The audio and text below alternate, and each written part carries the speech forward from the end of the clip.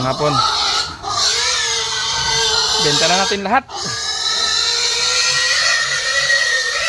Todo na, todo. Ilang timbang natin, 93. Ito yung pangalawa natin mga ka-backyard. Medyo mahaba.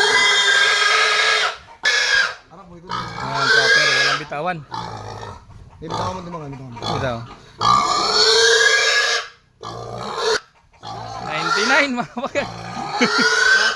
Pangatlo natin mga ka-backyard, so 99 din. Ito, isa sa pinakamalaki natin mga ka-backyard. Malamang papalo ito ng 100 megit.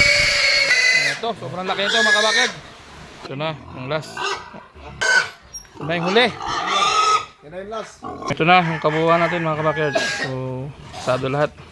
Ayun na, ubos na mga ka-backyard. So, ito na natitira natin para to next month.